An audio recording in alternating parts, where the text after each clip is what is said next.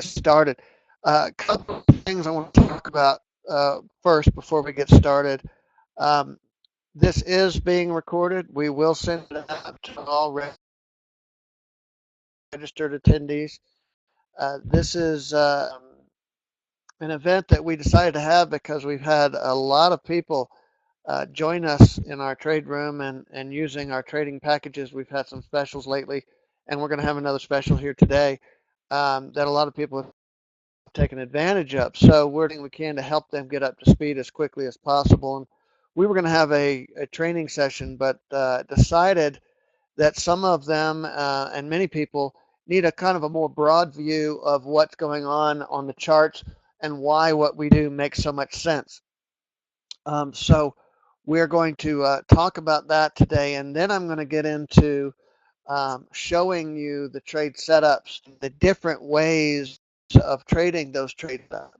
We have an awful lot of information to go through, and I'm going to try to do it in a relatively short period of time because I know a lot of you are just now basically on a lunch break, maybe taking a few minutes off because of the Fed announcement today at 2 o'clock. Uh, it's a reading of the last meeting minutes. So you may not have just an awful lot of time. So we're not going to drag this out any more than you guys request, meaning that after I'm done with this presentation, I'll take some time to answer your questions. So if you have questions during the presentation, feel free to ask and type them into the chat. But I won't be reading the chat. So if you have questions that somebody else can answer, we have many of our traders are here. They can help answer your questions. Connor's here. He can help answer your questions. Um, so feel free to ask there, unless it's something specifically for me, in which case you want to hold off until the end when I've taken a few questions. After we've done a few questions, I'll jump into a training program that we have, and I will throw that up on the screen, and we will talk about different ways of trading our trade setups. Okay, so we've been trading basically the same trade setups for many years, but we continue to tune the setups by finding more and better information that the markets are actually the markets have, but we have to go looking for that information. We have to go ferret it out and then decide how we're going to display that information. Okay, and how to make that information actionable information, not just more information. Okay, so it's always got to be something that's actionable. All right, so we're gonna go ahead and again, the chat. Okay, so hold all your questions. You can start writing them down if you want to, and then once we get into the actual training session, I'm going to do a broad overview at first, and then we'll go into a training session. Okay, but we're going to try to knock this out so you guys can get back to your trading if you're still trading as quickly as possible. Okay, so first thing I'm going to do is put up the disclosures statements. This is I'm not. This is all for the lawyers. I'm not going to read this to you. I'm going to assume that you can either read it yourself, take a screenshot, or watch it back on video. Okay. So very quickly about me, I haven't done this in a while. As far as let people know who I am and where I came from, I was a remodeling contractor for a little over 20 years. And somewhere along the line, I decided I wanted to trade because it looked a whole lot easier than being a contractor. And 7 years I tried that. Thought it would only take me about 6 months.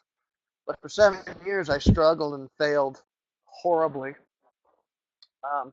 Then I had a big aha moment. And we'll talk about that at another venue. We talk about these in our mentoring sessions that we have for our VIPs, also called Einstein now. Einsteiners and VIPs, we have these aha sessions that will teach you the things that I learned that started turning things around for me.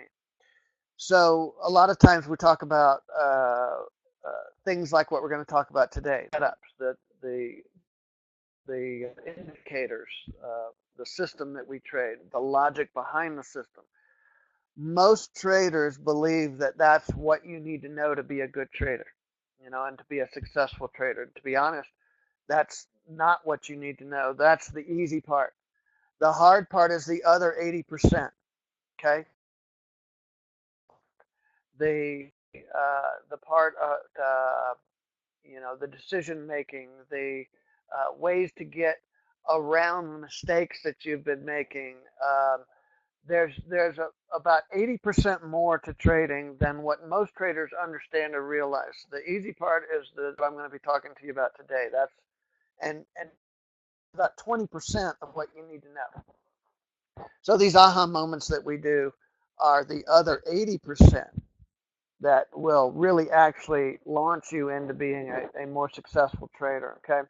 So after the aha moment that I had, I began developing the trading system and the indicators needed for this trading system. And that's what we're going to talk to you about today, okay? So through the course of trading history, um, trading began, and there's still a good bit of people doing fundamental type analysis or value analysis of an instrument or a stock or an index or whatever, and they're going to analyze the value at a particular price, and under that particular value, whether they feel like it's undervalued or overvalued, will determine whether they're buying or selling this particular asset. On to it leads way to um, a kind of a combination of more technical analysis and value analysis, and that's more along the lines of trend trading, and particularly a longer term trend, maybe even a swing type trading, and then that begats what many of us are doing now or attempting to do because of the ability to now trade along with the big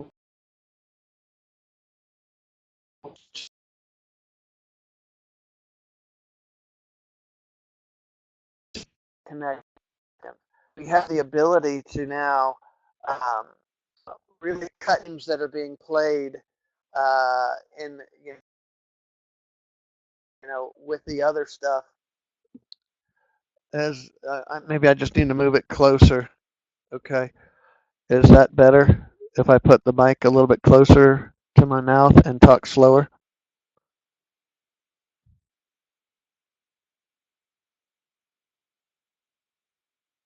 Is that anybody? Sound is not optimal. Well, I appreciate that. I turned it up. Let me try to turn it up a little bit again. Hold on just a second.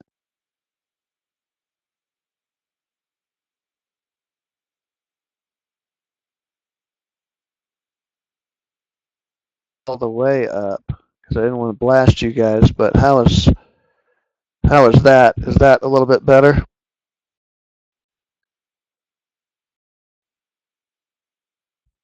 Okay, good. Let's hope that stays better.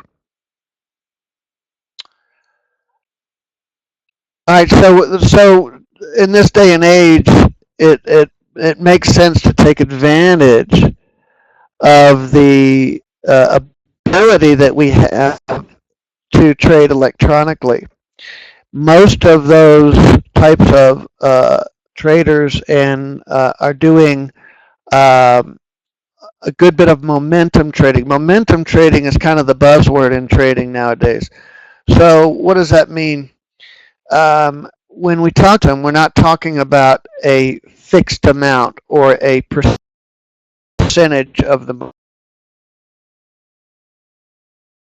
market. Advantage of a trend, but only in so much as analyzing a trend and trading inside that trend. Because if you look at any trend, you'll notice a trend series of pushes and pullbacks. Okay, so The momentum traders are trying to capture these strong moves based on aggressive buyers selling.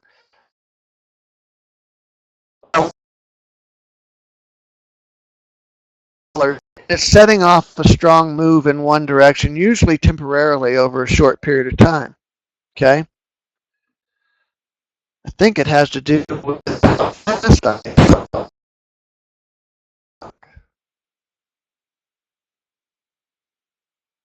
Let me unplug it and plug it back in. Hold on just a second.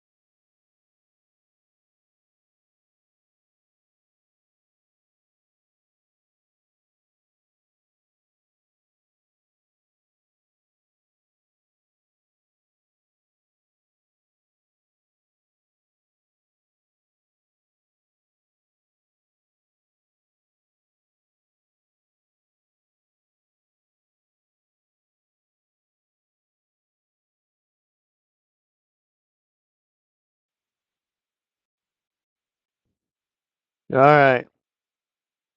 I unplugged everything and plugged it back in and restarted the room, or logged back into the room. Can you guys hear me now? Audio's good now. Okay, let's continue on. Okay, so the momentum traders are trading relative to the market conditions. Okay, and we talked about this in the trade room a little while ago today, that we are not necessarily looking for specific levels, but we're looking for actions relative to what's been going on in the market recently. Okay, so we're trying to capture these strong moves based on aggressive buying and selling, bidding up a price or down, and overwhelming one side of the bid ask. Okay, so we talked about that.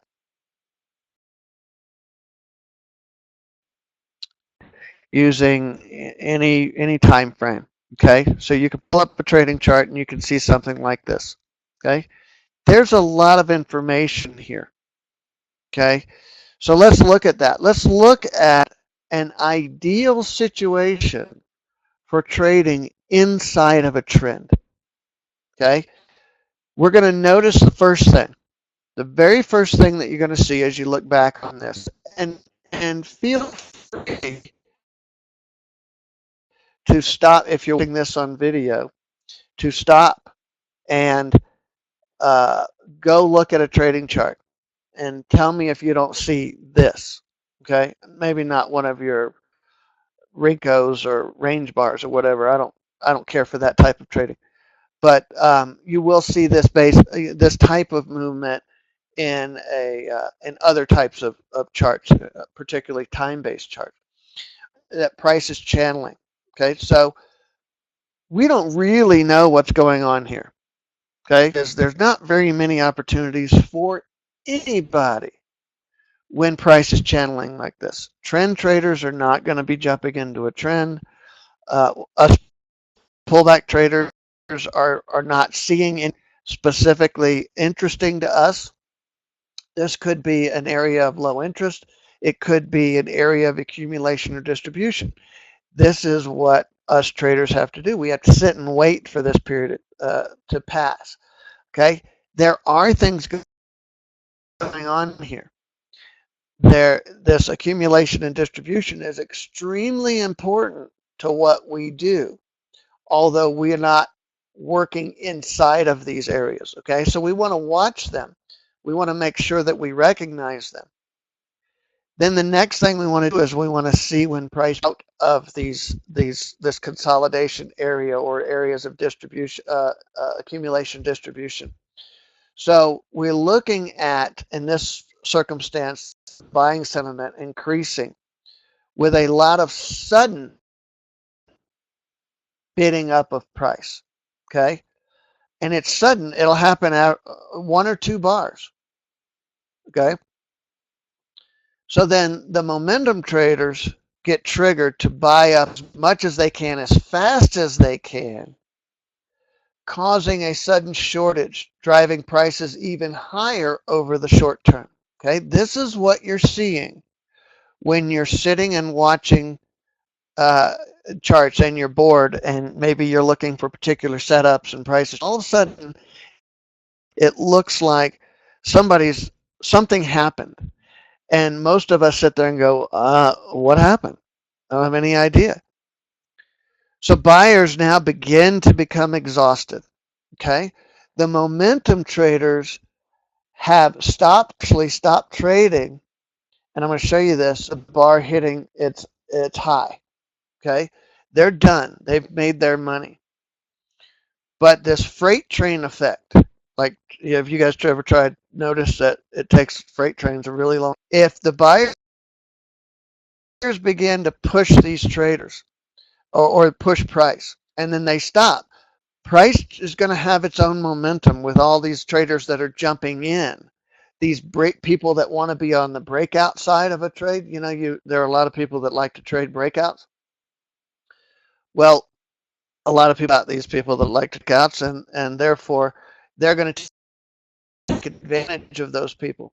All right, and so the momentum traders are going to dump everything as fast as they can before all the buyers are gone, which is going to give a sudden oversupply and drive prices down. Okay, so I learned about all of this, and I learned about it because I started looking at why do I keep seeing this type of pattern repeated over and over and over again? What is going on here? So I studied that specific thing, and I got this aha. It's like, you know what? If this pattern is that regular, and it seems so predictable, there's got to be an opportunity here. There's got to be a way to exploit that edge of seeing, this particular pattern. So we've got the edge that momentum traders have created. Okay, so we've got this momentum traders have caused an unnatural increase. Okay, then there's a strong relative increase in price from previous bars. Okay, then we've got this price entering the value or overvalue areas. Okay, right up in here. Remember I talked about this freight train effect.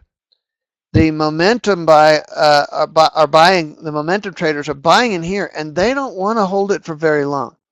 They want to buy it here and sell it here during this breakout. All right, they're not holding. But then there we have this freight train effect where everybody that doesn't want to get left out starts jumping in. That's when they start dumping and we start having exhaustion. When we get that exhaustion, it happens every time. We get a drop, okay? So price becomes exhausted at a particular price level. And at the same time, momentum begins to shift, okay? So the momentum traders have stopped here. Price has continued on because of the freight train effect, but momentum actually started changing directions. Even though price was going this way, momentum started going this way. This is divergence, okay? And this is what it looks like for us, all right? We don't have to look at a blank chart. We can read what's going on inside every bar. We can read every tick coming into every bar. When certain conditions exist, bar, to tell us that these conditions exist, okay? And when we put it on a chart, we can see those conditions that look like this, okay? So we're reading. Notice we have all of these conditions. We get a big breakout. Price becomes exhausted. We have our pullback alerts, which is reading the volume or the price action or the type of volume that's coming into this bar. I'll talk about that in a minute. We have our speed tech that says how fast the orders are coming in, meaning that it's highly unlikely retail traders are able to trade that fast. We have overbought conditions and then this pullback. So if we can just find these areas where we can read these confluence of conditions, we've got a really strong edge.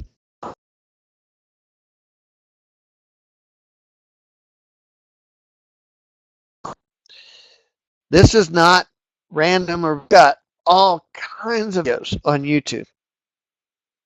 And we have our trade of the day videos on YouTube. We have this video here. If you want to copy that URL down, you can go to that video and you'll see a series of trades that we take out in the room, what the conditions were, how the indicators print in real time, not repainting, but in real time as soon as the condition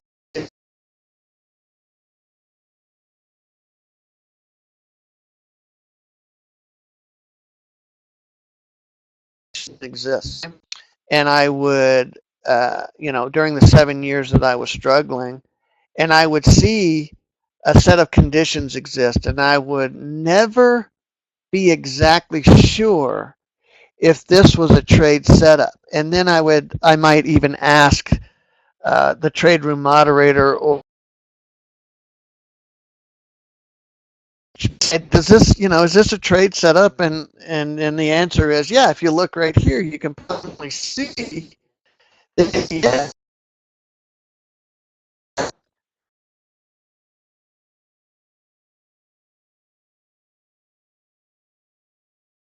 As a trade, all of these things and how each one relates to the other one, and it became complicated. So I decided, I've got to be able to find a way to make this more simple. So if we can just come up with a confluence of conditions to help me make a decision, a yes-no decision. Yes, it qualifies. No, it doesn't. No gray areas. Okay?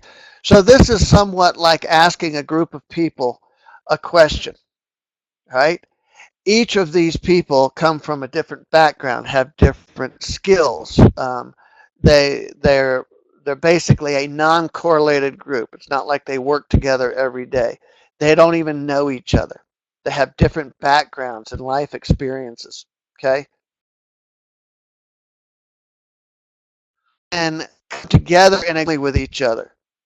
Can you hold on just 1 second? I apologize. Hold on just 1 second. I want to make sure something's working right here.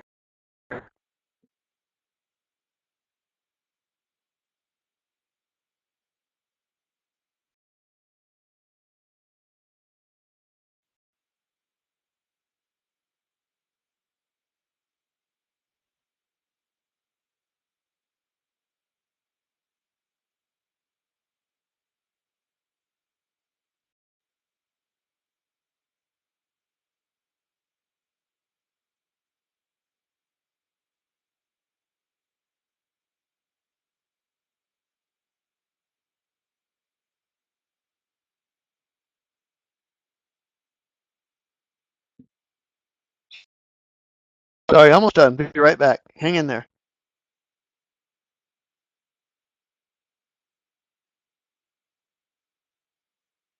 Okay, cool.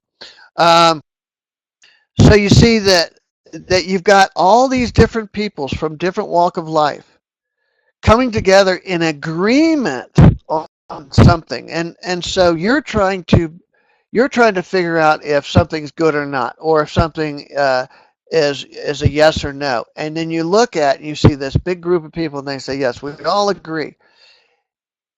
That's going to make that decision, or that's going to make that information more credible to me if I can look at the same problem from many different angles and they all give the same answer. Okay, so they're all in agreement. So this is what I've applied to what we're doing here. Okay, so we've got all of these areas of agreement.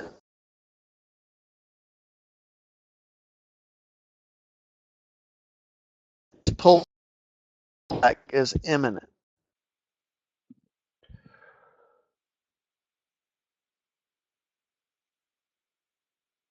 So for us, for the ROCKSTAR trade, we've got the big push. We've got our tick. We've got our overbought condition. We've got divergences. We're in agreement. So instead of having all of these different indicators that you have to say, okay, yes and yes and yes and yes, we've combined them into a single indicator, the ROCKSTAR. Okay, the ROCKSTAR has basically revolutionized many of our traders' trading. It's really helps them step it up again, step it up a notch. With the ROCKSTAR, okay, the ROCKSTAR will help us identify an area where we may have a good potential trade setup. All right, other indicators that help us get ready for that trade setup. Okay, so we have our speed tick indicator. I mentioned that, and what that's doing is it's measuring the rate at which the orders are being processed. And what we're rate that the orders are being, okay. When that happens, we realize, okay, that's likely the big boys then, and that's likely these market makers or momentum traders that can trade so many more contracts so much faster than we can. They have the ability to influence the market. Well, why would they do that? They do that to cause that freight training action and then take advantage of all of the traders that are still in the market by dumping everything they have and causing price to drop. Okay, we see it every day in the markets.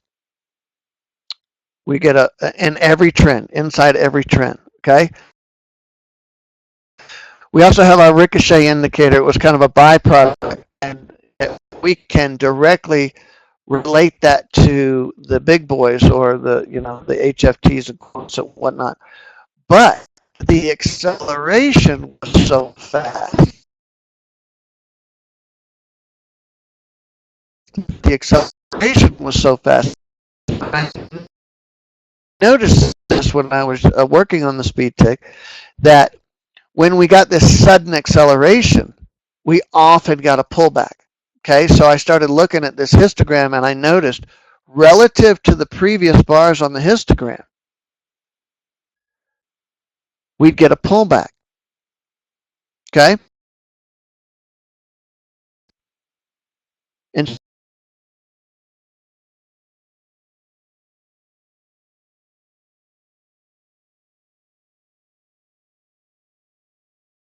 so we started to help my area for underlying weakness in the current. Any of you that know about volume spread analysis and price action and reading volume, you may Wyckoff uh, was a big proponent and kind of the father of volume spread analysis, which I've studied quite a bit, and basically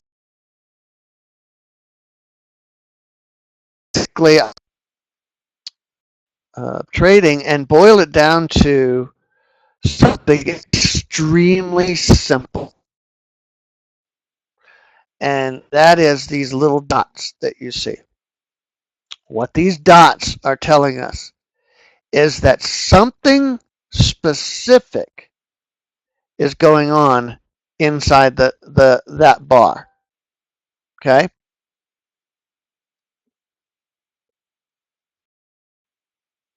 All right. Better for a little while. Hold on just a second. Apologize for this.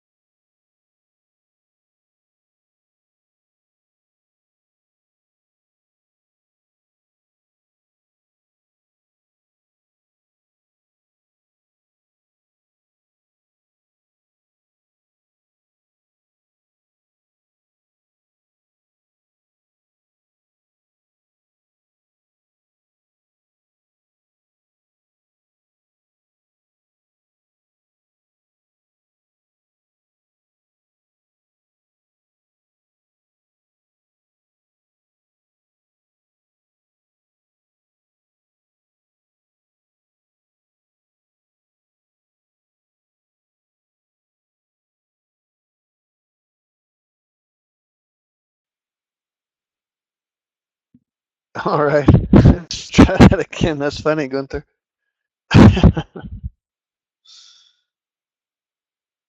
Yeah,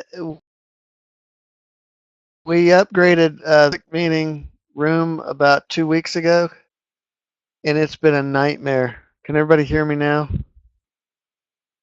And the downgrading is not available to go back to the way it was, and we've been struggling for a couple of weeks now.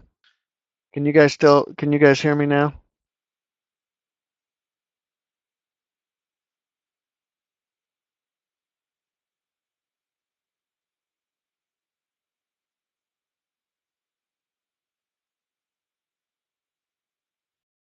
All right, good.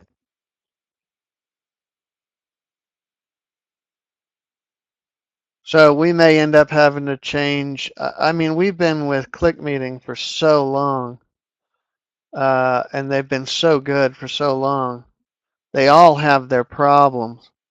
Just update they did 2.5, maybe almost 3 weeks ago. We've been really struggling with, and so I apologize.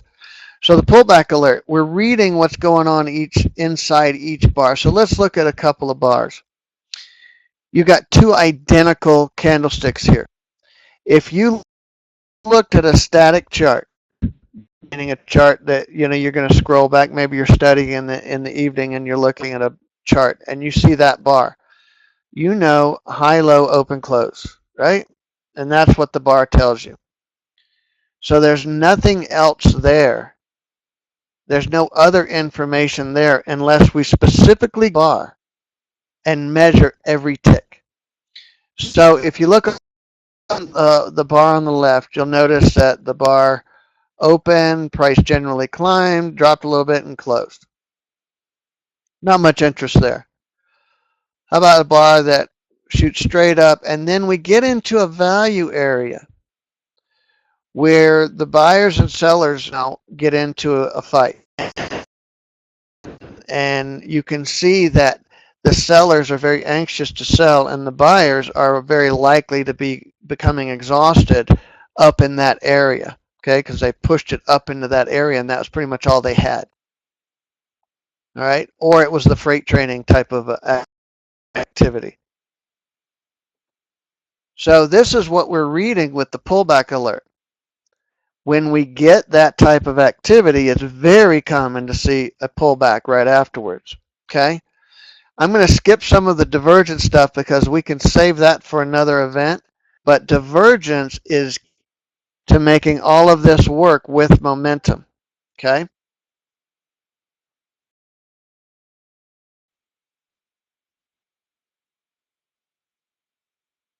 So momentum is typically a very difficult thing to read, but we've made it very easy to read. And a divergence is basically when price and momentum don't agree with each other.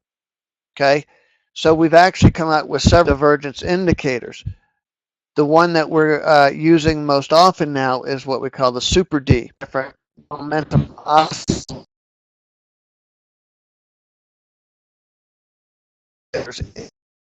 Okay, so that's the indicator. We've got our Mo meter to read momentum. We've got our velocity indicator to see a rapid price changes. Okay, and then we're also looking at our Naked Rockstar zone that helps us qualify our Naked Rockstar trades, which we're going to be talking about in a few minutes. Okay.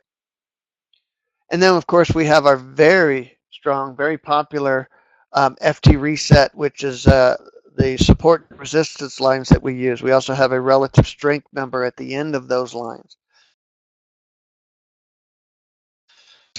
All of our, and I honestly didn't think it was necessary when I came up with it because it's just a confluence of indicators that we're already using, but it just makes it so much easier to see and use and trade when you combine those three. Okay, so we're going to talk about here in just a minute the ROCKSTAR trade setup and the naked ROCKSTAR trade setup. Okay, but first, I know that many of you are kind of this really work, and are there people actually trading this? And could I talk to any of those people? Well, yeah. In fact, we asked many of our traders. We sent out an email and said, would it be okay if somebody wanted to contact some of our traders? Would that be okay if they sent you an email or Skype or whatever? And well, man, we got overwhelmed with sure, yeah, that sounds great. Send them my way. So we've rebuilt a list. We have a huge list of references, but we lists that are happy to talk to you if you don't believe that this could possibly have the edge that I'm showing you. Okay, if you think I'm just a snake oil salesman that's trying to push indicators on people, I understand. Ask others get done on my house. I'm going to ask my neighbor if he knows of a good electrician or plumber or air conditioning guy, and I'm going to call that guy because they had a good experience with it. Okay, so we have lots of information for you as well as lots of references. Okay, so we've got 3 specials. After I'm done with the specials, going over the specials, I'm going to take a few questions if you have any, and then we'll go into a little bit of a training scenario. Okay, so I'll teach you the specifics of the trade setups. Okay, so we've got our special offers. We've got our ROCKSTAR indicator. Okay, the ROCKSTAR indicator has inside of it the OBOS indicator for exhaustion, the speed tick indicator so that we can see what the big boys are doing, and the Super D indicator so we could see when we have a divergent condition. Okay, that divergent condition typically happens when we have that feeling. Okay, when price continues to move in the direction that it's moving but runs out of gas. Okay, all of these are inside the ROCKSTAR indicator to help it generate a signal. These indicators do not print on the chart. The only thing that prints is the ROCKSTAR. Okay, so at the open of the bar, where the conditions are, we have a confluent set of conditions, the ROCKSTAR will print. So it's very likely that we're going to have a pullback right there. So we've got a special offer. We're going to knock $75 off of it, and for our special today. Okay. Now we have we're sweeten that a little bit, and we're going to do the ROCKSTAR plus several up indicators, including the Mometer and the velocity and a few other indicators to help you get ready for, well, understand, hey, we have a strong push here. It's time for keep an eye out for that ROCKSTAR. Okay, so we're going to take $227 off of that package for this special. This is good till Wednesday next week. All right, so our third special is the Scholar package. Okay, we're going to take $743 off of that. That's going to give you all the indicators that you need for trading the ROCKSTAR naked ROCKSTAR trade setup. Okay, and this is what I'm going to be showing you here in just a few minutes. Okay, so all of this expires on Wednesday of next week. Connor just put in a link to the special offers page. All right, so we've come to the end of that part of the presentation, and then I'll go into the training part. I got a question for you guys. Does all of this make sense? That identified an edge and found a way to trade that edge? Does the way that I explained it and described it to you, with the indicators that we're using, with the market conditions that we're using, does it all seem to make sense to you that this would be a good edge? Or did I leave something out? Am I missing something that you need to know? So I'm going to ask you that question. In the meantime, feel free to ask me questions if you have any questions at all.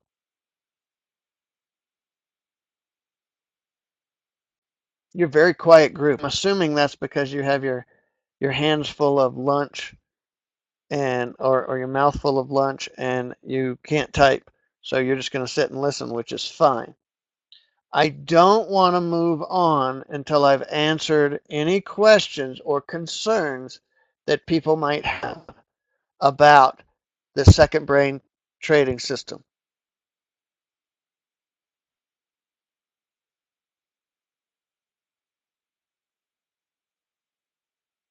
AJ, if you buy the Smart Start, does the indicators that form part of the ROCKSTAR show on the charts? No. That would be the Scholar. You will get something of a heads up that a ROCKSTAR may be ready to print, and you may trade setup. So it's a good way to start out trading our system, to kind of get your feet wet. Only the ROCKSTAR actually prints when there's a confluence of conditions. Okay? If you want to have all of the other indicators print, that's the Scholar. Okay?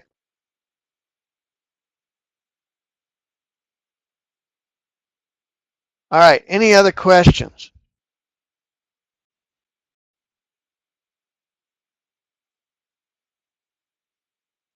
Awesome, Kevin. Yep.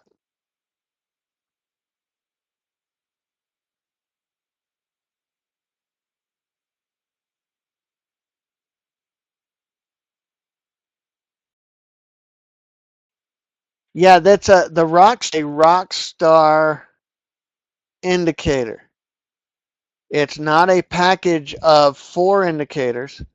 It's a single indicator with settings inside the parameter settings. You can set the parameter settings for each of those the indicators inside the ROCKSTAR, but they're not going to print on your chart. They're all combined into one single a set of NinjaScript code to generate the ROCKSTAR indicator. You would need separate sets of code for which is what's in the Scholar. All right, no more questions. And no more questions? That's it? All right, let's move on. I'm going to stop the project so I can move over to the training workspace.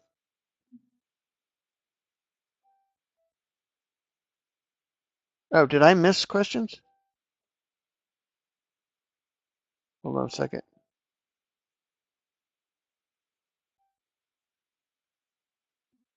Oh, I'm sorry. I didn't see that.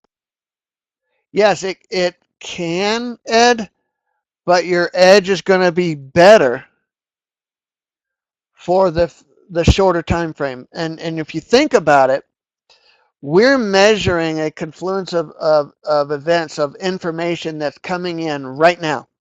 Okay? That's the best information we can get for what's about to happen next. Okay? Think of it like a bouncing ball. The information of slamming a ball into them, you can anticipate what's going to happen next.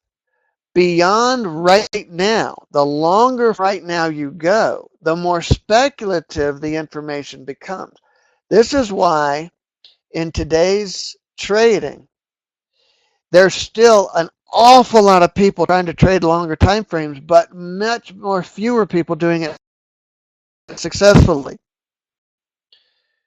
Because the rest of the markets now, because of the technology, the market makers are working in seconds and milliseconds. These are the guys that are moving the markets. These are the guys can do anything they want whenever they want. So the longer you're in a trade, the more speculative that trade becomes because you don't know when these market makers are going to do their thing.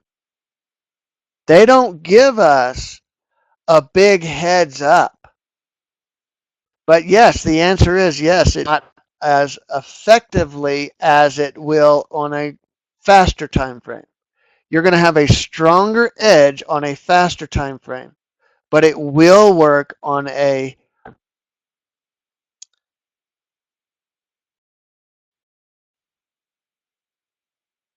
minute charts are perfect, Gord. That's what we're looking for.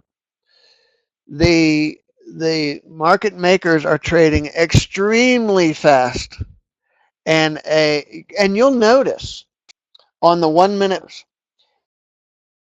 that's generally when price stops and turns.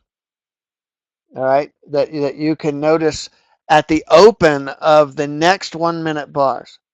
So the big boys, the market makers, are not trading on longer time frames. They're extremely fast. And all we have to do is identify when those guys are to anticipate what the reaction is going to be to their trade. All right?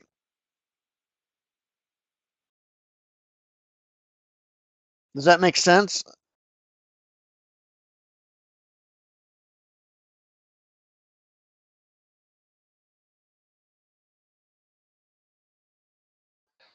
We have well, general events. It's a sudden and unexpected event.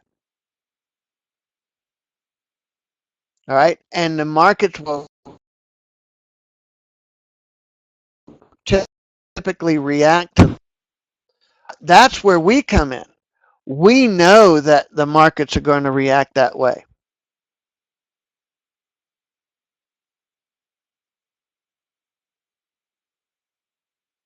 Yeah, they are optimized for 1 minute chart. However, are also for most of the indicators they are, and you put them on.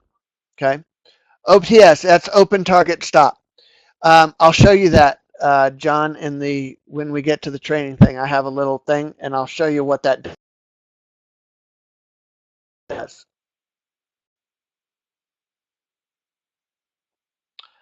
Yes, for the most part, David, the ROCKSTAR, because we've been waiting for Bloodhound.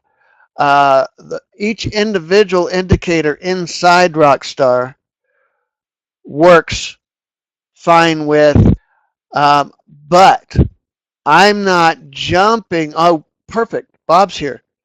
I'm not jumping on that just yet because Bloodhound is just coming out for NT8, and I'm going to wait just a bit before testing to make sure that it's that we're compatible because things can change.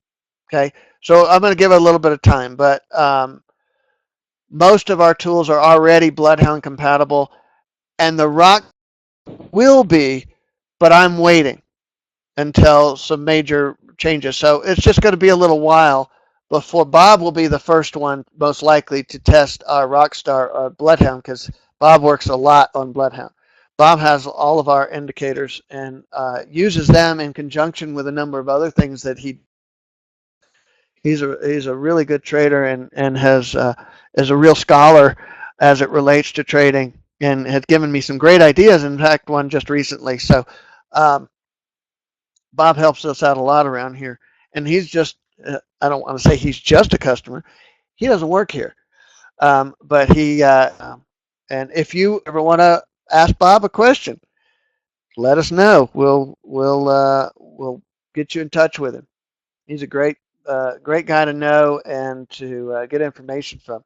He really made a study out of what we do and other types of trading. All right. All right. Any other? Did I miss anything?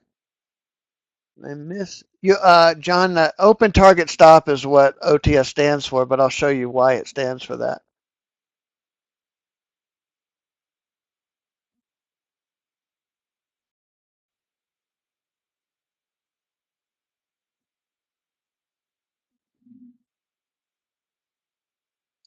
Okay, I told you there is, and the, I don't use them differently necessarily for the pullback alerts. Okay, but we're measuring different types of activity, so we could just put a dot for all three different types of activity. But what we do is we've actually um, gone ahead and giving each type of activity inside the bar its own dot so that people, because our indicators are not just used for our type of trading, people use them for as additions to what they do. So we give them the ability to differentiate between the pullback alerts. We have a churning bar, we have upthrust, we have um, um, a combination of them. Those are the ones that we use. All right. So for how we use it, there's not a big difference. I actually like the 2 and 3 better, but we can talk about that more either in the next section of this or send you a video that would be helpful for that.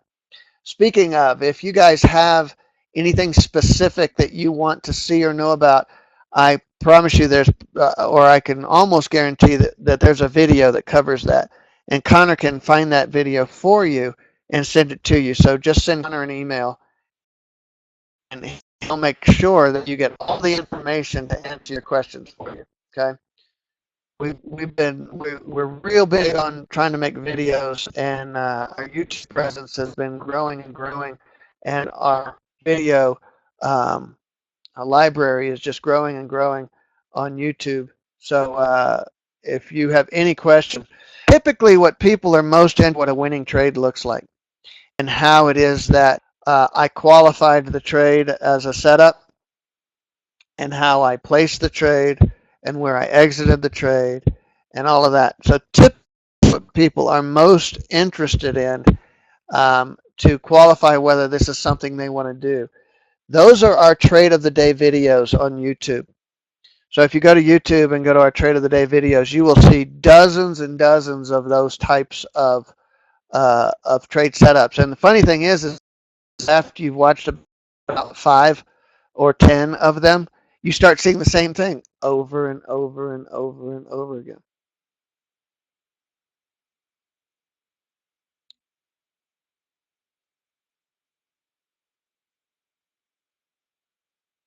Yeah, Rockstar is only we've only done it for any of our indicators. Most of our indicators we also have for NinjaTrader 7.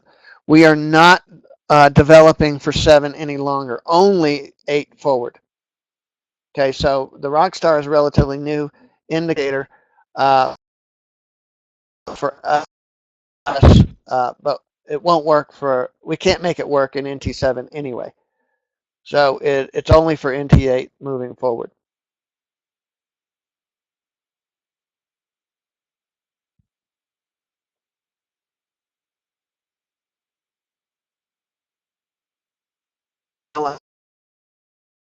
I move forward, Connor.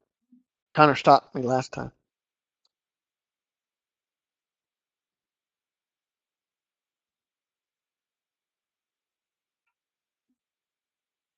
You guys want to see some how we manage these setups?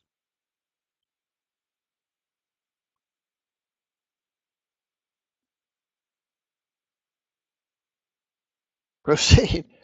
Thank you, sir. All right, so I'm going to stop projecting so I can move the project. All right.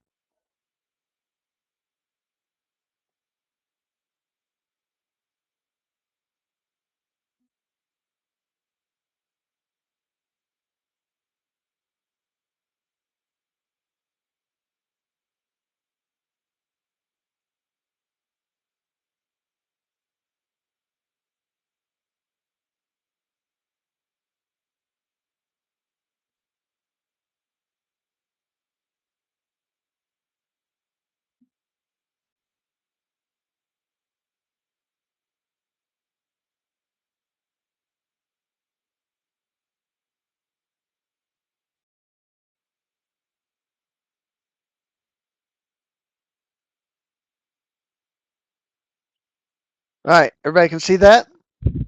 Is it clear?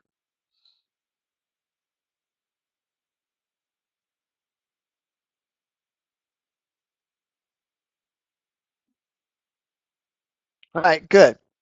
All right, so let's start right here. You just heard me say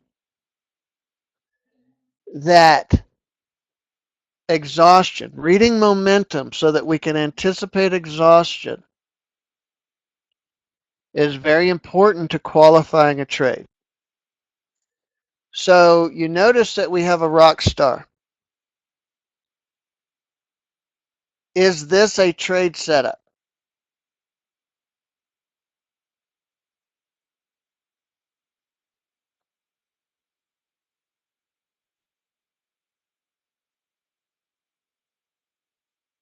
Yeah, and again, that was Bob helped with that as well. He gave us some ideas on how to make um, the speed tick adaptive. So worked on that. I couldn't get it to work in 7, but because of the functionality of NinjaTrader 8, I was able to get it to work in NinjaTrader 8. All right, so we have no momentum, no trade. So no potential for exhaustion. Exactly. So just because, and this is very important, I want to say this right off the bat. Just because a ROCKSTAR prints does not make that a trade setup. Okay? We need a confluence of events. Remember all those people holding their hands up saying, I agree. We need a confluence of events that suggests that this is a very likely place for exhaustion to be setting in, for divergence to be setting in, for price to stop moving the direction it's moving and go the other way. Okay? Right now, all we have is an indicator on a chart. Now, this confuses people a lot.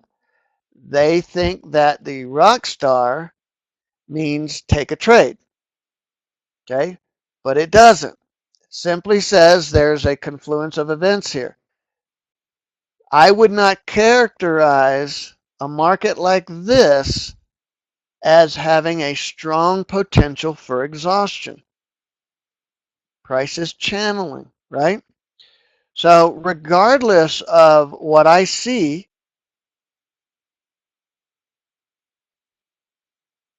I'm not interested in any of these. It's certainly interesting to see the indicators, but I could have just a ton of indicators, but none of that necessarily means that these are trade setups. So people need to understand that indicators indicate. They don't tell you to do anything. Okay? They indicate that conditions exist. It's up to the trader to decide if those conditions are conducive to price doing something predictable. Okay? So we can say right off the bat here that we wouldn't have any type of trade setup here. Okay? Because the very first qualifying factor for me, or at least the very first thing that I'm looking for to get my attention, so that I know to kind of keep looking at the charts or to start preparing for a trade setup, is I want to see, and this will be the very first thing, and always I want to see a strong move. Okay? So there's no other indicators on the chart, or there's no indicators on the chart other than the support and resistance lines, which we'll talk about later. But I can characterize this as a breakout or a strong push, right? So although I have no indicators on here, this is going to probably have my attention. It's going to have my attention because we're breaking out of a channel, and this strong move like this almost always leads to some sort of a pullback before the move continues. Whether it's going to be a reversal, whether it's going to be a trend continuation, I don't know. I don't really care. All right. What I do know is there's a high probability of a pullback, at least coming sometime soon. Okay. So let's take this and let's apply a few indicators to it to help make this qualification a little easier.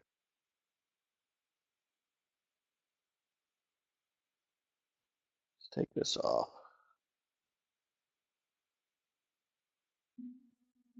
Now,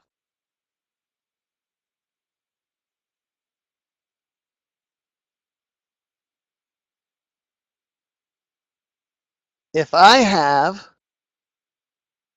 a channeling area, a strong push with strong momentum, this is our Mo meter, okay? Our Mo meter suggests that we've got some good strong momentum. Strong momentum cannot be maintained. And I know nobody can argue with that. It cannot be maintained. It will slow down and pull back on all markets all the time. All we need to know to have an edge is when. So we're reading our momentum. We're looking for a condition that is overbought or oversold. That's this pink outline. We measure this the same way you would if you put on a momentum oscillator down at the bottom of your chart, right? For those of you that don't know what an oscillator is, it's that wavy line thing that you put at the bottom of a chart, and there's dozens of oscillators. We like to use the momentum oscillator. One of our favorites is the relative strength index, or the CCI, or the MACD. One of those momentum oscillators. Okay, they're all reading momentum but using different algorithms. So we want to see strong momentum and we know that we're having this overbought condition because we've exceeded the extremes of the oscillator. Okay, so we actually put that information right here. Interesting thing, if you put a momentum oscillator on a chart and you look at it and it exceeds the extremes, 25%, 75% of the total oscillator, you'll notice that when it gets outside of these extremes, price wants to pull back, and it's undeniable. You can see it all the time, over and over. When it gets outside, it wants to fall back inside that channel. All right, so that's a source of a strong potential for exhaustion. We have another thing here, a pullback alert. Says that inside this bar, we had a strong push. All right. And somewhere inside this bar, the buyers and sellers started fighting. All right. So at one point, the bar was well in control of one or the other. And then eventually they started fighting with each other. Well, it's easy to tell who's likely to win because, again, I know that the freight training thing may be a new term for you guys, but all of the momentum traders trading in here, and then all of us schmucks that wanted to jump in and not left behind because we thought the momentum traders were doing breakout, and so we all jump in there. That's the freight training until you realize, uh-oh, I've been trapped, and then they start dumping and price drops. Okay, so that's what this says. The speed tick, this little triangle here, it's a tiny little triangle, isn't it? Yeah, a little bigger. Suggests that the price is moving, or the orders that are being processed through the market are being processed so fast that it's highly likely that bar is being manipulated. And they do that to create what? The freight training. Create a reaction to get people to jump in. All right? If I'm looking at a chart and I see this, I'm going to say, let's take this off. I will be most likely saying to the room, I'm watching, let's just say this is the NQ. I'm watching the NQ. Okay, I'll come on the mic and say I'm watching the NQ. Anybody that's been in the, Kevin, you've been in the room for a couple, 3 weeks. You already know when I say I'm watching something. You already know what I plan to do next if certain conditions exist. Okay, everybody knows. I was commenting on this earlier today. I made a mistake in the trade. As it turned out, my mistake was fine because I ended up winning a trade that I shouldn't have taken because it was outside of my rules. For some reason, I saw something I didn't realize that wasn't actually there.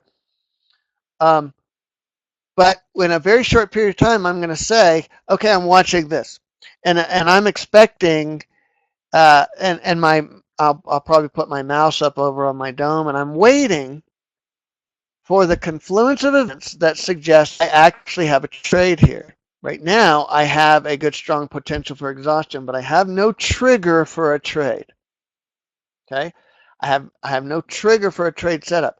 All I have is a heads up that if a trigger shows up, I'm going to be ready. Okay, this is the difference between just buying the ROCKSTAR, just buying the Smart Start, or buying the Scholar. Okay, it's just the amount of information that you get prior to the trade setup so that you can be ready for that trade setup. Okay, as soon as I get this, I'm now very interested. I'm going to move this out of the way for now. I'm now very interested, and I'm going to say, okay, I'm watching the NQ. I need a ROCKSTAR on the open of the next bar to qualify this as a trade setup. Okay, but not any ROCKSTAR. Okay, so it's something that I want to bring to mind. I want to point out. Edward, that's what they do all day long, every day. That's their business model. Yes, that's what they do. Not all of them. Let me qualify that. Not all market makers are doing the same thing. We're anticipating or we're identifying specific types of market makers that we can take advantage of. There are other types, but these guys are operating so fast and they cause us retail traders to do the same stupid things over and over and over again. Why? Because we're humans and we're emotional and we do the same stupid things over and over and over again, and we do it like clockwork. And they know this. All right? So that's exactly what's happening. They don't even need to try to sucker us. They just do because we're stupid and we fall for it.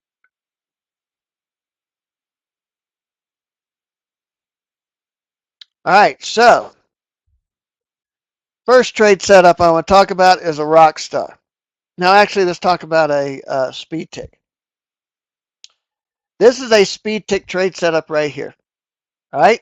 It qualifies on the open of the next bar. If the next bar opens below this resistance, we're looking, and I will be shorting this if it opens right. Whoops.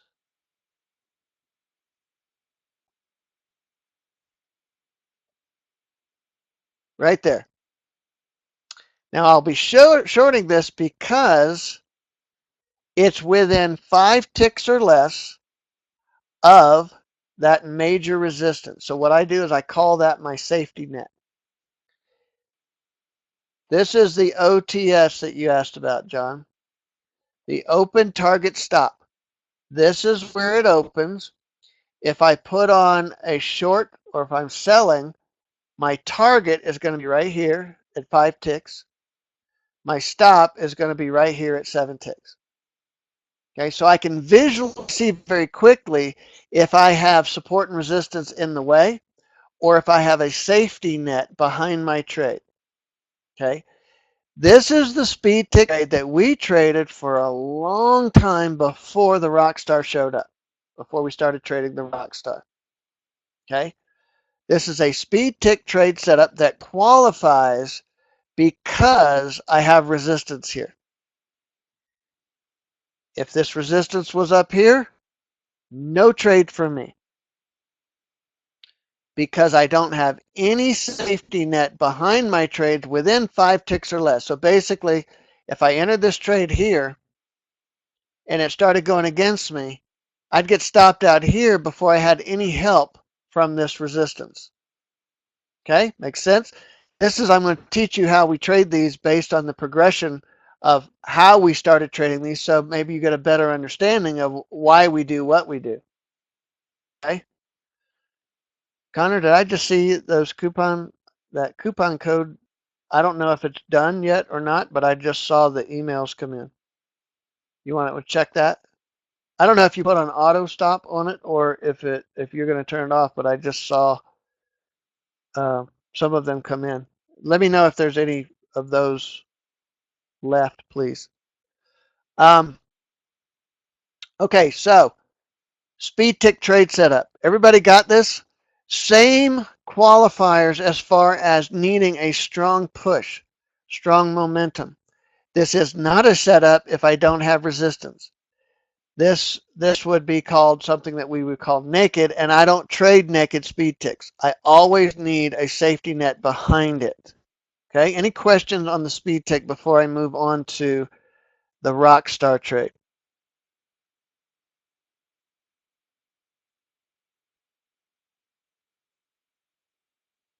Whoops. No questions on the speed tick trade. Perfect. All right. I'm awesome at this then. No question about it. All right. So that's a quick visual reference with the OTS. All right. Next potential trade setup is going to be our ROCKSTAR trade setup. Okay. I thought I saw more emails come in than that. Double check that, please. All right. So the ROCKSTAR, we have two different ROCKSTARs. We have a black one and a yellow one. Okay.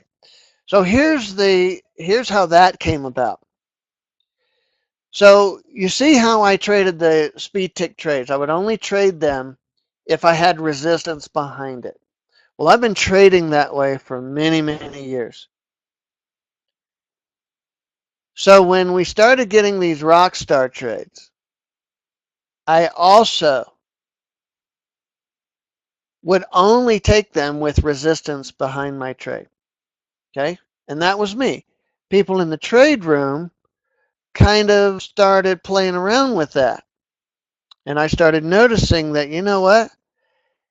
This combination right here works so well. I don't need major resistance there. Because I didn't just decide that one day. I did a big time study on that. I could do this with minor resistance. I'll take that trade with minor resistance and still call it a ROCKSTAR trade setup. So this is our high of the day, okay? Yeah, I know it's not right because of the way it's shaped or whatever. But we're just going to call this high of the day. This is minor resistance, what we call minor resistance. Because these ROCKSTARs work so well, I decided, and I did a study, that minor resistance was enough to give me that comfort factor that at least I have some resistance behind the trade in case the trade goes against me. So as long as this bar opens 5 ticks or less from this minor resistance, I'm going to put a short order in as soon as this bar opens. Now, that being said, if it opens and then jumps up quickly, I'll take that order. I'll try to get filled in here. So I'm going to shoot for the open of the bar, but if it opens and jumps up, I'm going to try to get a better fill up in here. And this would be a sell order. Okay, so I'm going to sell it here with major resistance. I mean, minor resistance. Now, this qualifies for a ROCKSTAR trade setup. And so this ROCKSTAR can be black or yellow, doesn't matter. The yellow ROCKSTARs give us the ability to trade this trade with no support or resistance behind it. Okay? And we do that by making sure we have a strong push. Okay?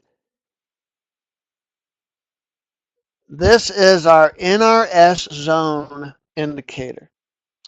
If price is channeling, we're going to see this zone down like this. So when price is channeling, and then when price breaks outside that zone, this black star, ROCKSTAR, is going to change into a gold one. And it's going to do that to quickly, visually tell us that we have a strong push. We're outside this zone, which means exhaustion is more likely, and it qualifies for what we call the naked ROCKSTAR trade. And it's called naked because we do not have resistance behind our trade to help us. There's nothing here to help us in the way of resistance. Okay? So this is the naked ROCKSTAR trade setup. Now, if our NRS zone is here, that means this ROCKSTAR is going to be black. I'm not going to trade that. For me, this does not qualify for a naked ROCKSTAR trade because we haven't had a strong enough push outside of the channel. Okay? So that's probably going to look more like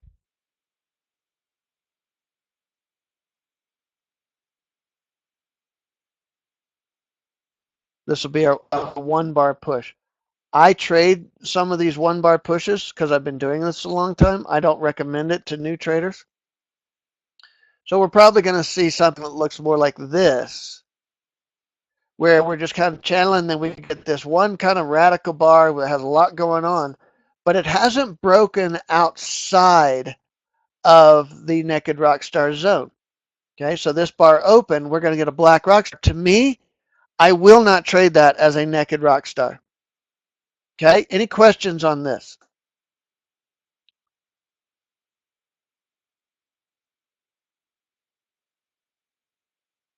Yes, it is. Yes, that is built into. So we could say there's another indicator in there.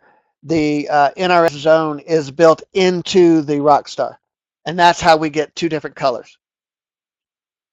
All right, and of course it's all adjustable. This zone is adjustable. So since this zone is adjustable, it's also adjustable inside the ROCKSTAR.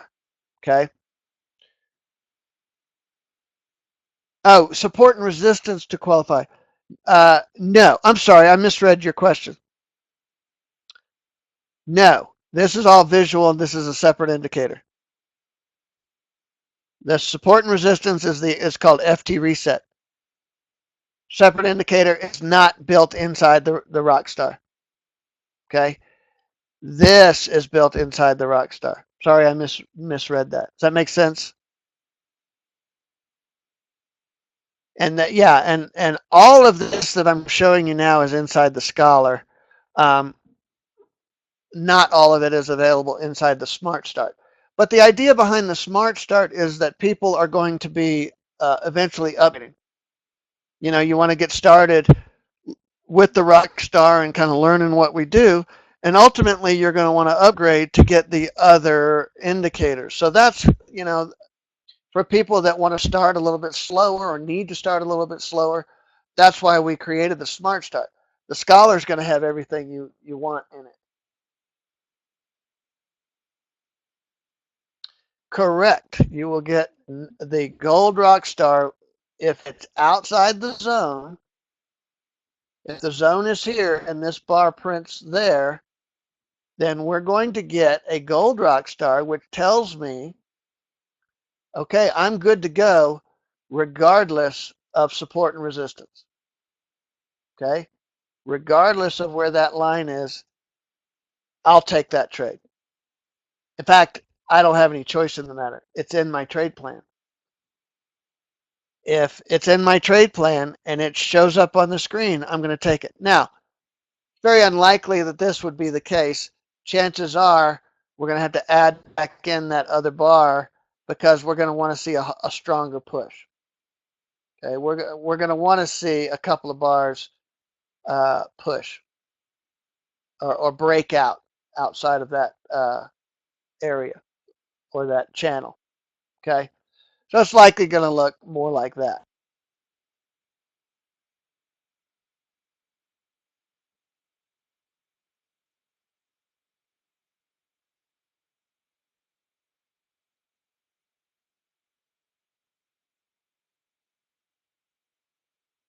And this channel, this zone is probably going to be closer to where this channel is. So this is where I'm going to start calling out the trade. When I see an overbought condition and a speed tick, and then also a pullback alert. I mean, I'm really hoping that on the open of this bar we get a ROCKSTAR, and many times we do, because this ROCKSTAR is saying, although we have all of these conditions in place and price is pushing, that we have a divergent condition saying that what's likely going on here is the freight training, and that momentum has actually shifted directions this way.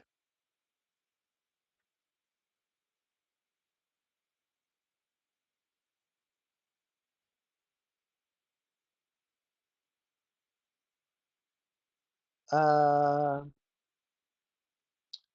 the number on that pullback alert is not as important to qualify as is the fact that it printed as another. Exactly. Yeah, exactly. I'm not going to really worry about the number or the color.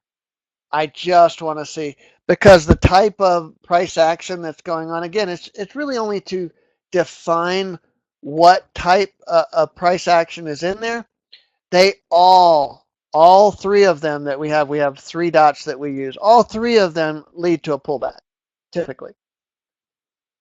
So it's the dot colors and the numbers are for people who are using this pullback alert for other uh, trading systems or using it some other way. We sell a lot of indicators off of our website that are that we don't know what people are using them for, but we know they're not trading our system. The pullback alert must be on the speed tick bar. That is correct, Milby, because we want to read this bar. We want to read a strong potential for exhaustion.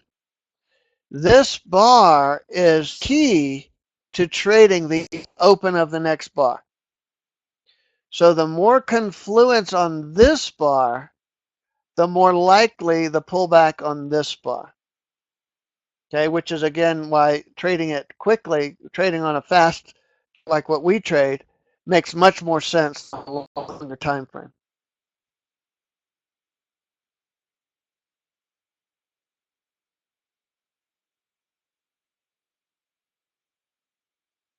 Have you ever once heard me talk about double tops, Marshall? Ever once?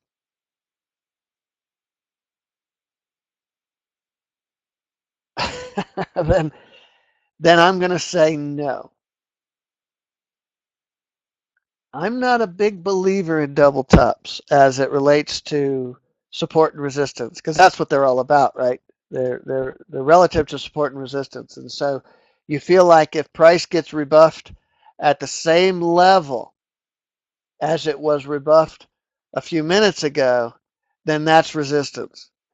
Um, the funny thing about those double tops is they work great in hindsight, but while trading live, wow, it's like next to impossible. You know how many people get beat to death on those things? So in hindsight, they make so much sense, but trying to trade them live is just uh, it's really difficult. A double top is a confirmation signal. Well, you could probably try to use it for that, but I don't.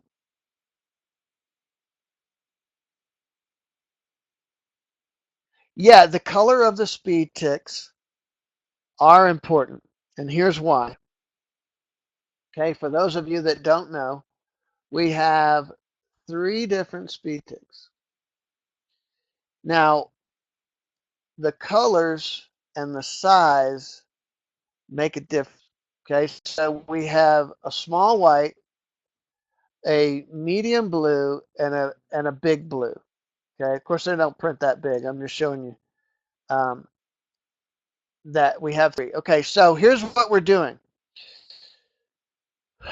Think about the speed tick as a speedometer. Okay, so a speedometer has the numbers or some sort of gauge on it that says when you hit a certain speed, then the colors change colors to show that you're in an excessive and potentially dangerous speed.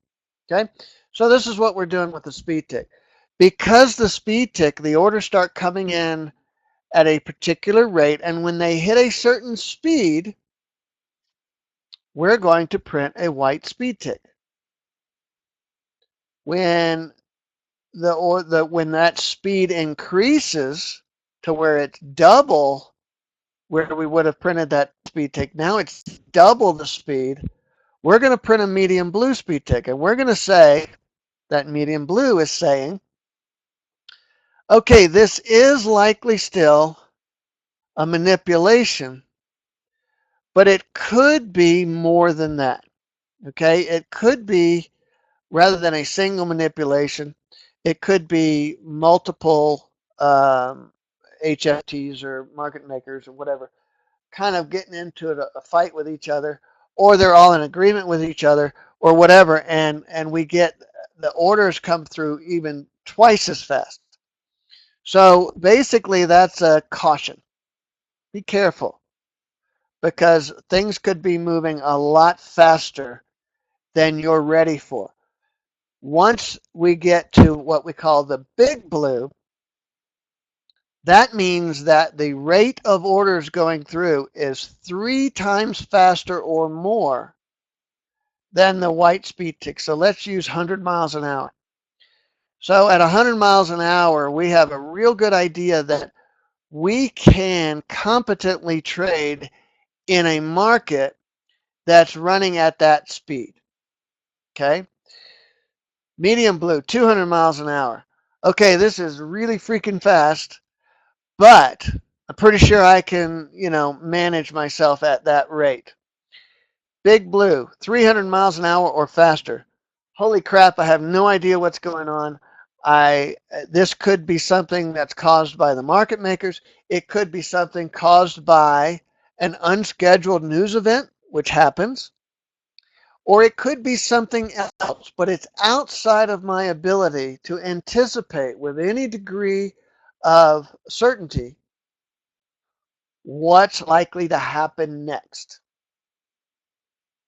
So I don't trade the big blue speed ticks, okay? Because things have gotten going too fast. So I back away from those.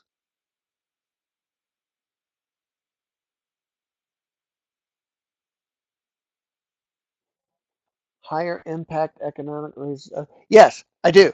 And we use yeah, and you can use any news service, but the ones that are high impact, we stop trading,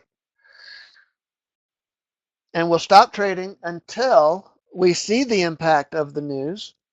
What's typically going to happen is we're going to see a strong push and then a pullback. And when that pullback is over, we're going to generally see that the markets start breaking into a natural rhythm like previous to the news event. So yes, we this trading system, this style of trading is tuned to what is most common in the markets. All right. We haven't tuned it for highly volatile market conditions or to exceptionally flat conditions. That wouldn't make any sense because we're going to get a lot more opportunities in where the conditions where the markets are moving nicely and we're getting this nice trend with these nice pullbacks, and it's just happening regularly. Okay. Between 9 a.m. and 12 noon are my trading times, and that's the only time I'm going to trade because we want to see the we're going to need the highest volume. We want to see the highest volatility, and we want the most opportunity, and that's going to be between 9 and 12 Eastern time. I know a lot of people like to trade in the afternoon. That's fine, but you notice things slow down a lot in the afternoon. You could sit for hours and take 2 or 3 trade setups.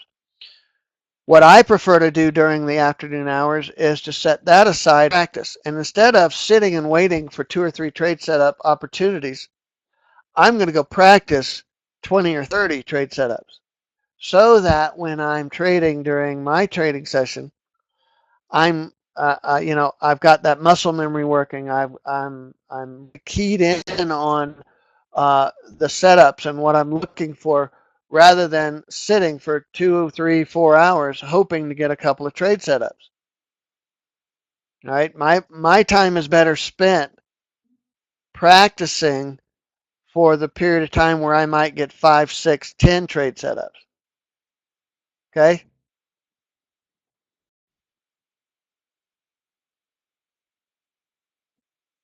So there are other ways to trade the ROCKSTAR and Naked ROCKSTAR, giving you guys the basics. I'm here to answer questions for you if you have them.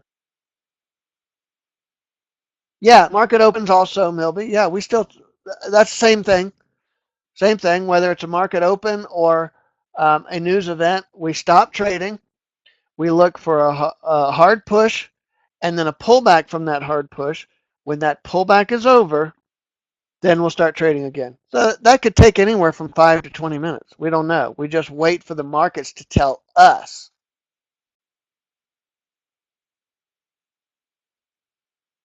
By the time that time period rolls around, tradery, I am long gone. I've already made my money for the day, and I'm done. So I'm not hanging around to trade for 30, 45 minutes.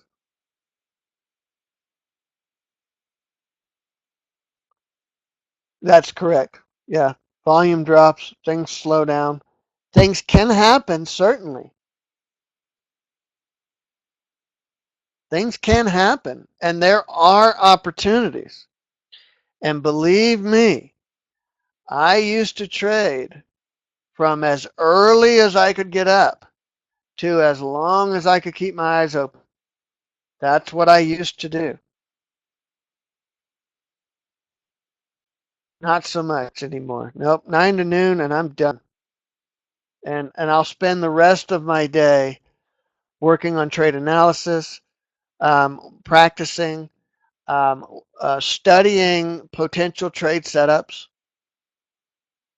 and studying those and keeping records of those to make sure that the data suggests that potential setup has a strong probability equal to or better than the edge that we have already. Any other questions?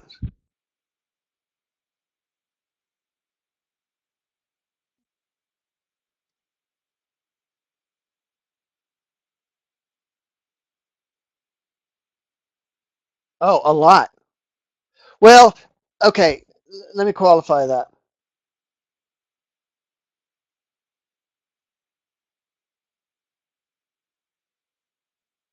Let me qualify that. I was just finishing reading your questions. I'm going to qualify that. I've been doing this a really long time, right? So I've been seeing this without the meter for a very long time. So I have become pretty adept at reading momentum and the potential of exhaustion without painting it on the bars. And again, I didn't think this meter was necessary because it seems pretty obvious to me when I see something that looks, like this.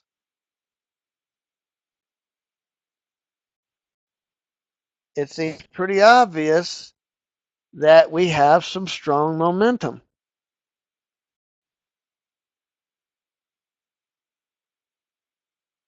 And that with that, exhaustion is imminent. But we have a lot of traders that come in our trade room and they forget to look at this. They forget to look at this hard push.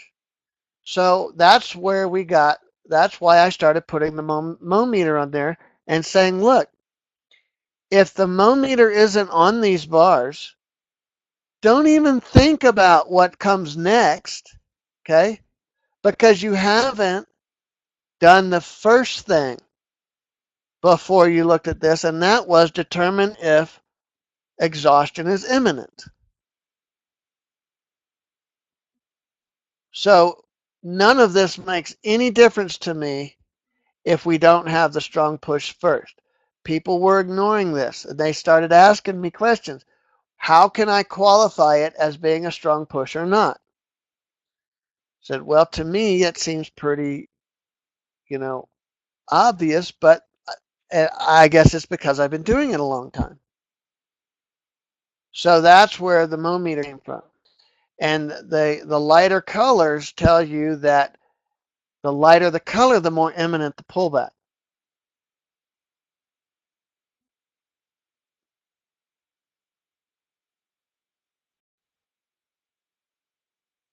If you're in a ROCKSTAR trade and it hasn't hit your target yet, is there anything you watch for in your indicators that would make you either tighten your stop or close out the trade itself?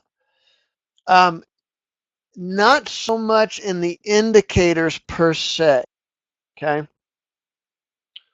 What I'm looking for is a change of conditions. And an example, and a real good example of a change of conditions would be, okay, so we got into a trade, a ROCKSTAR trade here. And then price does this and never really hits your target.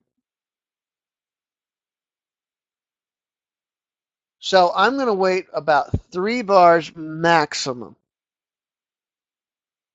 And I'm going to say, okay, the conditions that got me into this trade, oh, wait, I'm not even on the screen. Hold on. Sorry. The conditions that got me into the trade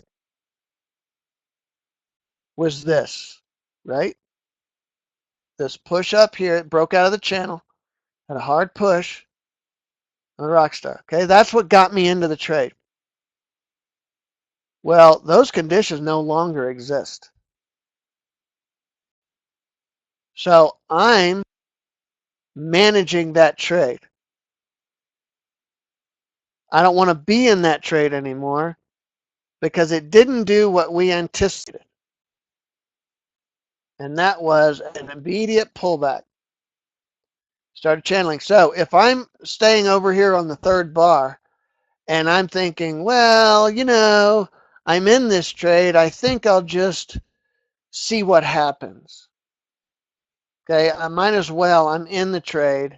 Maybe it'll still go down. Okay, I don't do that. What I do is get to manage my trade by managing my stop. Okay, because the trade could still go in your favor, but then again, it could still go against you because the conditions no longer exist over here. So I'm going to pull my stop up, hopefully get it to break even plus one, and then I'll let it do whatever it's going to do. Okay? Sometimes I'll go ahead and exit the trade if it just continues to channel. I'll just go ahead and exit the trade and take a break even plus one, or even a minus two or three or whatever. I'll take a loss before I'll let it just continue on and then potentially take off again. And you think about it, and you looked at, I showed you that chart where you see this, and then you see this, and then you see this, and then it goes up again, and then it does that, and so that's a trend. I have every reason to believe a trend is going to continue. I don't have any reason not to believe it. And so if it's channeling like this, I think of this as just more of this, which means this is becoming more likely, right? We're going to get another shoot up here. So I need to be protecting myself, and I'm going to manage that with my stop. Sure, it could belly over. It could turn and then finally go down. But I don't have any information to suggest to me that it's likely. I know it could. And there may be information in the market say it's likely. It's not something I'm measuring. Okay, it's not something that I use to help me make a trade decision. Okay, makes sense?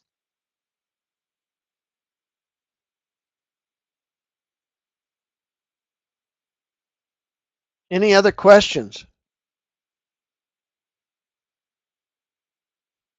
Yeah, Lawrence, send Connor an email. He'll hook you up.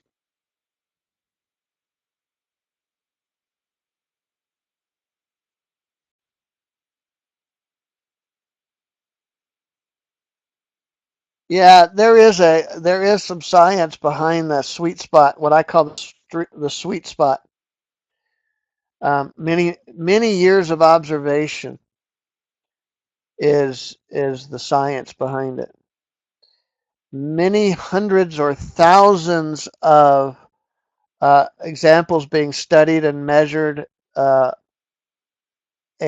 I found my sweet spot is going to be a +5 or -7. Let me qualify that by saying that's mine.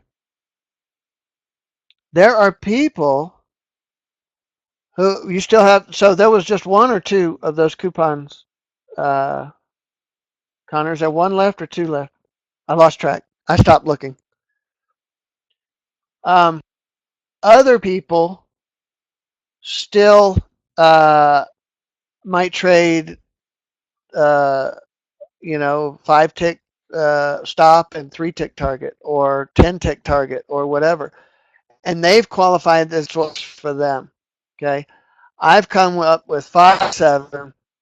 That's what I'm comfortable with. I know a lot of traders that come into the trade room say, well, I'm going to try different things. And they almost all come back around to, yeah, 5 and 7 works pretty good. And that's what I'm going to stick with. So I call that my sweet spot.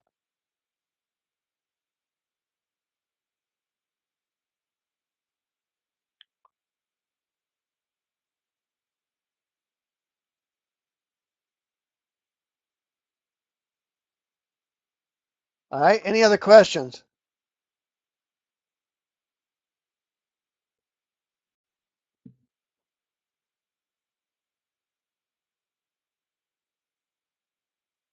Uh,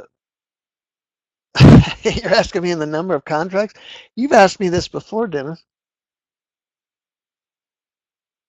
One left?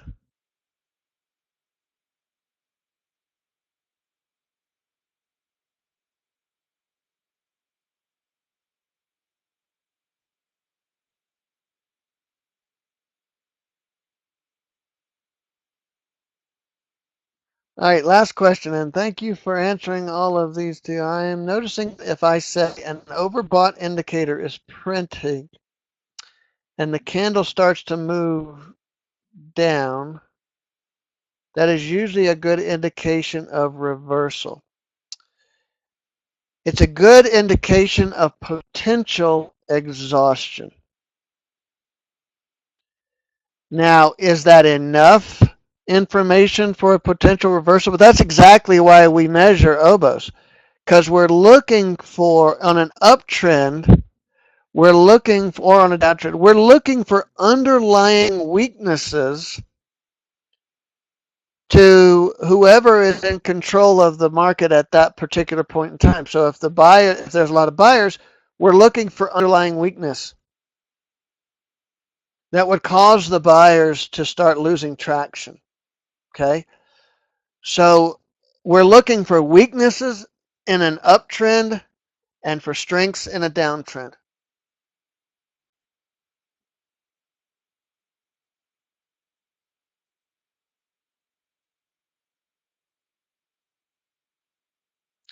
Yeah, Dennis, I could tell you I trade 100 contracts. Doesn't matter.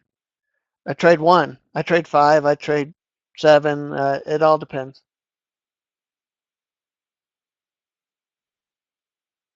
I know it's just curiosity, right? None of that information, how many I trade or how I trade them is going to help you at all.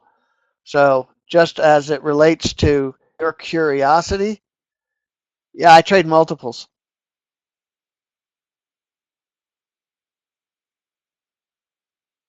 I don't trade ES anyway because it's such a big fat cow and it doesn't move all that well.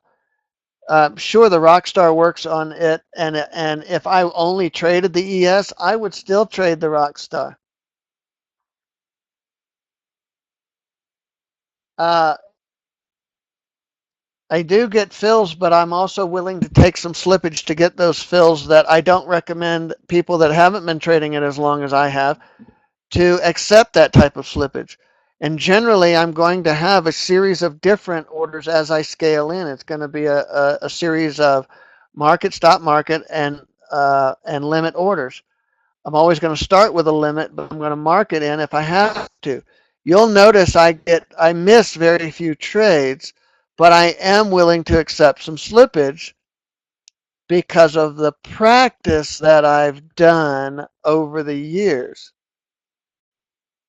Yeah, and I recognize that, and I will adjust my trades accordingly. So if somebody says, and here's a good point, and I get this sometimes, and that brings up a good point because I'm going to trade a market different that's trading very thin, even though it may be moving very well, but it's trading very thin that's causing poor fills.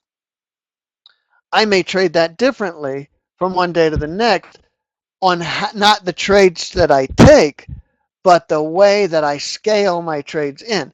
So if people think that they can just watch me trade on the dome and copy what I do, that's a thing that's one of those faulty assumptions, um, or one of those faulty conventional wisdoms. And people think, or I have heard, there are some people that go, "Oh yeah, it's a scam because he won't show his dome." I don't show it because it's not going to help you and is more likely to harm you if you try to do what I do.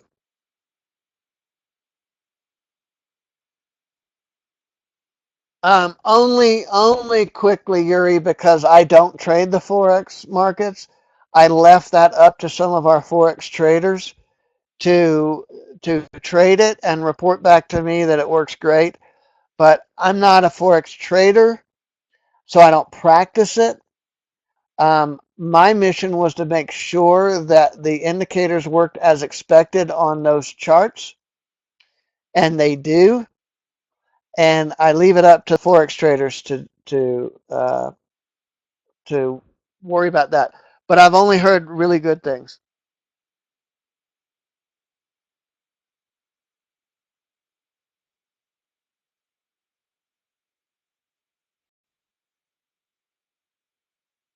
I will never chase an order, ever. If I don't get filled, I'll take it off. And as I just said, I can't even tell you or show you how I enter trades, because if I did, you would try to do it too, wouldn't you? You go, well, he's a successful trader, so I'm going to do it the way he does. Okay? Yeah.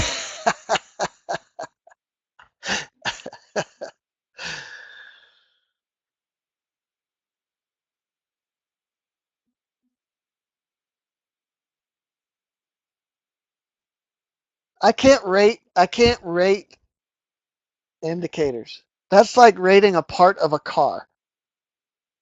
Okay? Would you say that the left rear shock or the right shock is more important than the left rear springs? Or, that's like saying what? Together they make up a car. The parts make up a car together. So I can't say that this tiny little something here is not as good as this very expensive thing here. Together they make up what the system that I trade, and I count on all of them. And it would be a horrible thing if I were told, if somebody said I had to do without any of them. I could do without the moving average. I took that off a few years ago, and everybody in the room went, "Hey, how come you took the moving average off?" I said, "Well, I'll put it back," and it's been there ever since. I don't even use it anymore, but a lot of people like it, so I can live without that. Of course, we don't charge for that; we give that away. So I like that. Never chase. Never chase. I know, Marshall. You'll never do that again because it hurts your head, doesn't it?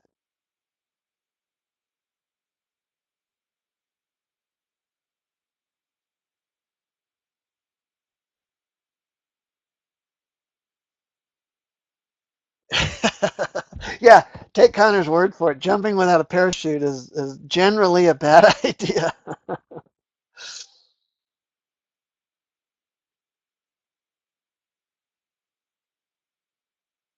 Well, I was waiting for people to ask questions, Heinz, about specifics. So I showed general, the ROCKSTAR and the Naked ROCKSTAR and how to trade those.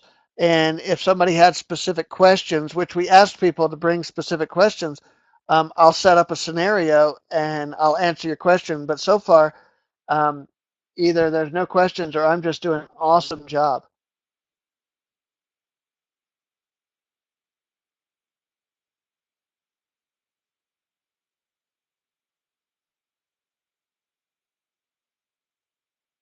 You got hey, did your indicator start working again? I checked your settings and it said that they were all licensed properly. Okay, so the reboot worked. You rebooted everything. All right, good.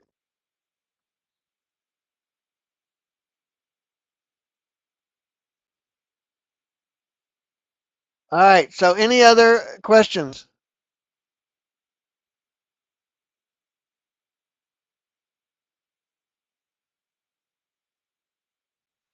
Um, what other setups? I only really have, since I started trading the Naked ROCKSTAR, I kind of stopped trading we had another one that it just doesn't happen as often as it used to since we've moved to NT8. Velocity, I could live without velocity because again, that was another indicator that we created because a lot of people were missing the strong moves, right? They just somehow they just blanked them out, and all they wanted to see was at the time it was the speed tick and the flash. So velocity is just something to help you recognize that there's a strong move. Okay. So we used to have a Rico dot set up, Kevin. Um, but I don't trade that as much anymore. I still trade the FTs, but I do not recommend it for you anytime soon or ever. You've got your hands full with the 3 setups that you got. Those 3 are more than enough, and you can become a very successful trader without ever trading any more than just those 3. How much does your trade room cost? That's a good question. Most people have a month to month, but most people will buy the unlimited trade room because after just a few months you could have just gotten the unlimited anyway. So Connor, how much is the? We have a month to month trade room, and then we have the unlimited. So I don't even remember because usually most people get a package deal. Buy our one of our packages has the trade room in it, and typically if they want to stay in the trade room after the package, they're going to get a couple of months or something. The Scholar comes with 2 months of the trade room with the package, and then typically they're going to upgrade from there to the unlimited or lifetime. Yeah, and speaking of the Einstein, I know Connor has these specials going on that I talked to you. Uh, Hold on, let me get that back.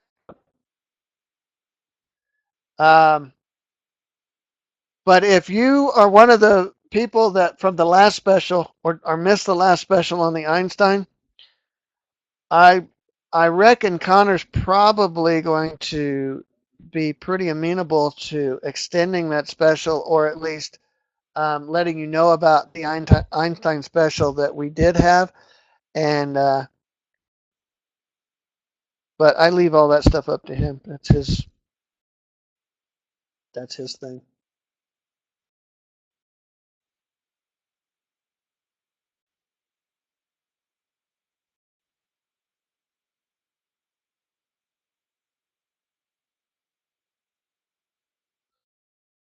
Yuri, it's been long since I have traded. I've really been working at becoming proficient at one thing and becoming consistent at one thing.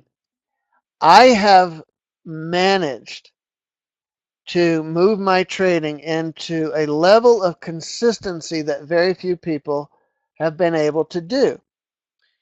So I'm reluctant to mess around with that because of the number of has been consistent and has been generating a consistent income for me. I'm not inclined to go look for other ways to trade and make money. My inclination is to continue to get better and better and better at what I'm already doing because it's successful. Uh, a medical specialist, okay, somebody who's decided to specialize in maybe ear, nose, and throat.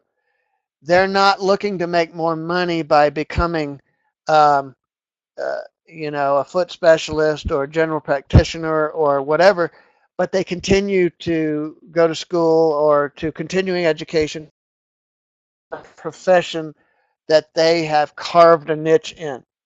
That's how I approach my trading.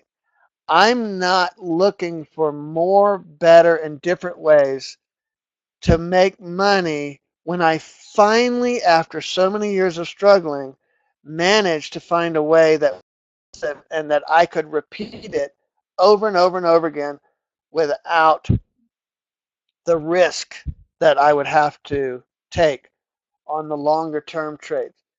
Now, longer term trades are more speculative, aren't they? The longer you're in a trade, the more speculative it becomes, the more dangerous it becomes because of the current market conditions and the ability of the market makers to move the market anytime, any way they want. So I want to be out of the market as much as I possibly can. So looking at a longer time frame would absolutely not do that. You're gambling every time you put money in the markets that the market makers aren't going to during that period of take your order and or take the market and whip it around and take your money. So I want to get in and out of the market. Safest place for my money is not in the market.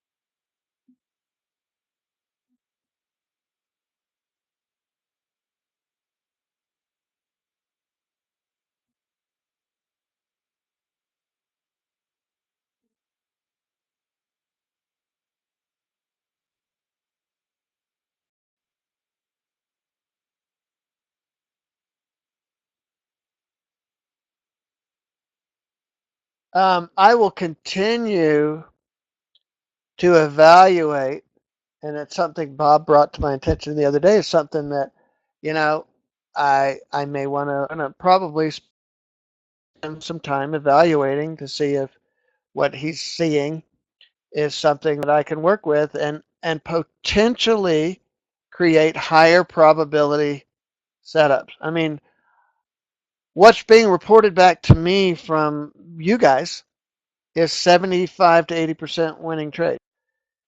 Gonna have a hard time getting a lot better than that.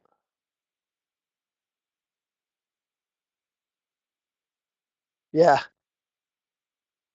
yeah, because you don't know what the markets are going to do. All I can don't know anything. I don't know what the market's going to do.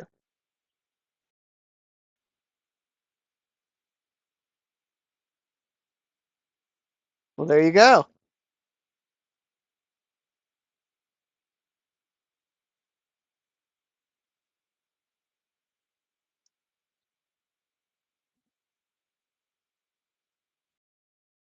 All right, I'm afraid, and I've enjoyed the discussion. I'm afraid I'm going to have to cut it here. I apologize for the earlier microphone snafu. I know that a lot of people got a little miffed and left, and I'm sorry. Click meeting, like I said, the update about 3 weeks ago, and I've noticed that we've had um, it changed things, and we don't know what to do about that, especially since it's intermittent. So you think, oh, it's all better now, and then it again. So um, apologize for that. Those of you that stuck around, thank you for sticking around. If you've got more questions, send it to the support at theintentionaltrader.com and we'll answer them for you. Dennis, I couldn't agree with you more. And the people that have those issues don't want me talking to them about those issues. They only want to know pull the trigger. We have every week the AHA sessions that I talk to a group of people who want to learn more about the psychology part, who really are interested in being able to emotionally and psychologically handle this trading thing. So there's a very small group of people who are open to that. Most traders that come into trading typically go right out of trading within a generally short period of time is because they believe that trading is about what they see, what you see on trading charts, what you see, um, um, on the candlesticks and price moving up and down and clicking a button and watching, price move in your direction and you take a winner, and that's trading. I want to learn about because that's what they see. When they start struggling, they believe that what they're doing mechanically is wrong. So they start looking for other vendors. They start reading trading forums. They start watching YouTube videos. They start trying this and that because they're trying to remove the responsibility from themselves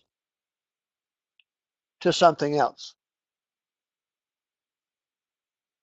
So if you want to get in psychology of it and some tools to use to get around some of the struggles that you're having, that's where the aha session comes in, because series of ahas as I was turning my trading around, and these ahas were not necessarily something I knew at the time, but in hindsight I went back and kind of reviewed and thought, hey, this is what happened. And once I had that aha, that opened the door to many other ahas, and then those opened the door to other ahas. So everything changed for me when I started allowing myself to think about this differently. And this is what I share with people in the aha sessions. Oh, you have to embrace losing. You have to embrace it. It's part of it. If you ever try to, where a lot of people get into trouble, is you try to create a trading system and you come up with something that's pretty good. You're not quite there yet. And then you start trying out the losers. What can I do to filter out the losers so I don't have as many losers? This is a slippery slope, and we all get on it. As soon as you start trying to filter out the losers, you're no longer accepting the responsibility of the losers, and you're also, on and on and on. So you can't filter out all the losers. You have to accept going to have a good percentage of losers. And that's just trading. And you have to be able to accept that. And this is what we help you with in the aha sessions. Being realistic about approaching trading like any other business. All right, I could go on and on and on and on. Thanks for coming, guys. We got to go, or guys and gals.